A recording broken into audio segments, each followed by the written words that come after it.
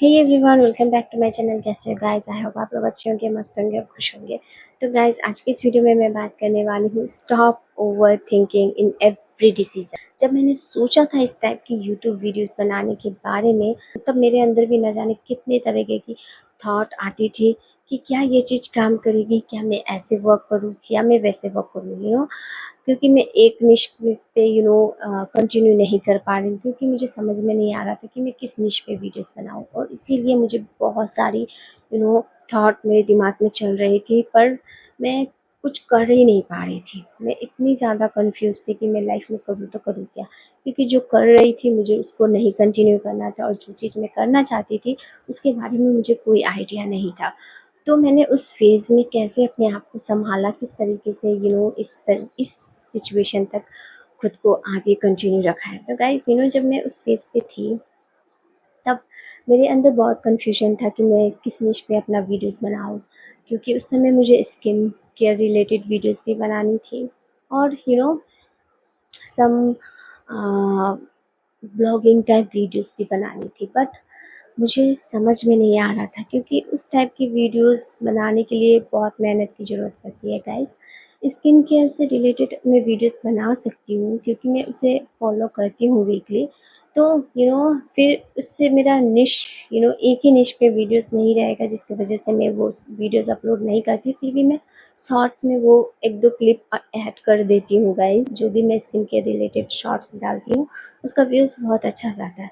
तो मैंने ऐसा सोचा है कि लॉन्ग वीडियोस भी मैं एक बार बना के देखूँ कि कैसा रिस्पॉन्स आता है, मे बी वो चीज़ काम कर जाए। बट उसके लिए मुझे थोड़ा टाइम चाहिए। इस तरीके की वीडियोस मैं बनाती आ रही हूँ, तो मुझे एक प्रैक्टिस हो गई है और कंफर्टेबली इस टाइप की वीडियोस बना सकती हूँ, जिसकी वजह से मुझे अब ये ईजी लगने लगा है, एफर्टलेसली हो जाता है काम, तो मुझे उतना प्रेशर झेलना नहीं पड़ता। जैसा कि आपको पता है कि मैं कंसिस्टेंसी एवरीडे वीडियोस अपलोड करती हूँ, तो उसी चक्कर में मुझे उतना हेडेक नहीं होता इस टाइप की वीडियोस बनाने का, क्योंकि मैं वीडियोस पहले बना लेती हूँ, उसे एडिट करके अपलोड एवरी सिंगल डे करती हूँ। तो उतना मुझे प्रेशर नहीं होता इस काम के लिए, क्योंकि इसमें सिर्फ आपको टॉपिक खोज के वीडियोस अपनी नॉलेज शेयर करना होता है।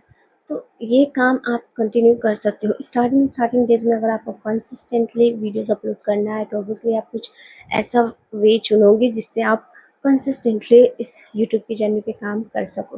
तो गाइज़, ऐसा नहीं है कि आप कुछ भी रैंडमली बक दो, कुछ भी रैंडमली कर लो।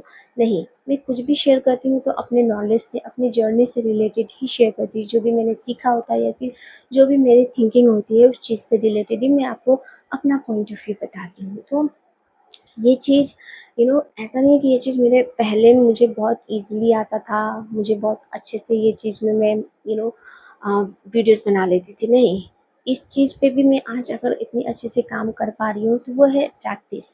क्योंकि मैं इतने दिन हो गए मुझे इस टाइप की वीडियोज़ बनाते हुए, जिसकी वजह से मैं आज कंफर्टेबली बात कर पा रही हूँ। क्योंकि स्टार्टिंग में मुझे मैं भी प्रॉब्लम फेस करती थी। मुझे समझ में नहीं आता था कि क्या बोलूँ, कैसे बोलूँ। मुझे तो भले ही मैं इंस्टाग्राम पे रील्स वीडियोस अपलोड करती थी, मुझे उतना कैमरा फ़ियर नहीं था, पर फिर भी कैमरे के सामने इस तरीके से वीडियोस बनाने में कुछ भी आपके माइंड में नहीं रहता गाइस। इतना कॉन्फिडेंट के साथ नहीं बोल पाते स्टार्टिंग में, जितना कॉन्फिडेंट आपको अभी मेरी वीडियोस में मैं नज़र आती हूँ। स्टार्टिंग के वीडियोस में वो कॉन्फिडेंट ज़ीरो था मेरे नज़रिए से गाइस।